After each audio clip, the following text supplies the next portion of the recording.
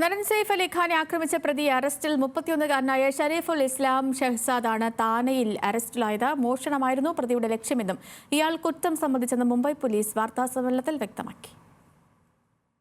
3 ദിവസമായി മുംബൈ പോലീസ് നടത്തിയ നീക്കത്തിനൊടുവിലാണ് ഇന്ന് പുലർച്ചെ പ്രതിയെ പിടികൂടിയത്. സെയ്ഫിന്റെ വീട്ടിൽ നിന്ന് 35 കിലോമീറ്റർ അകലെ താനെയിലെ കുറ്റിക്കാട്ടിൽ ഒളിച്ചിരുന്ന പ്രതിയെ പോലീസ് പിടികൂടുകയായിരുന്നു. 6 മാസത്തോളമായി മുംബൈയിലും സമീപ പ്രദേശങ്ങളിലും താമസിച്ചു വരുന്ന ഷെരീഫുൾ ഇസ്ലാം ഷഹസാദാണ് പ്രതി.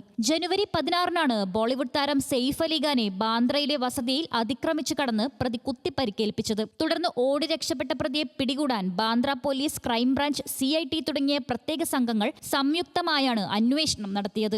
ബംഗ്ലാദേശ് പൗരനായ ഷെരീഫുൾ അനധികൃതമായാണ് രാജ്യത്ത് താമസിച്ചു വന്നിരുന്നതെന്ന് മുംബൈ പോലീസ് വ്യക്തമാക്കി. പ്രതി ബംഗ്ലാദേശ് പൗരനെന്ന് തെളിയിക്കുന്ന രേഖകൾ പോലീസിന് ലഭിച്ചതായി അന്വേഷണ സംഘം വ്യക്തമാക്കി. ഇന്ത്യയിലെത്തിയ ശേഷം വ്യാജ പേരും ഐഡന്റിറ്റിയും സ്വീകരിച്ചായിരുന്നു പ്രതിയുടെ സഞ്ചാരം. മുംബൈ പോലീസ് പിടികൂടുമ്പോൾ വിജയ് ദാസ് എന്ന പേരിൽ മുംബൈയിൽ ഹൗസ് കീപ്പിംഗ് ഏജൻസിയിൽ ജോലി ചെയ്തു വരികയായിരുന്നു. നേരത്തെ സംശയത്തിന്റെ അടിസ്ഥാനത്തിൽ 2 പേരെ അറസ്റ്റ് ചെയ്തെങ്കിലും പിന്നീട് അവർക്ക് സംഭവവുമായി ബന്ധമില്ലെന്ന് പോലീസ് വ്യക്തമാക്കിയിരുന്നു. ആദ്യമായാണ് പ്രതി ഷെരീഫുൾ വീട് കുത്തിത്തുറന്ന് മോഷണം നടത്തുന്നതെന്ന് മുംബൈ DCP ദീക്ഷിത് ഗദം പറഞ്ഞു.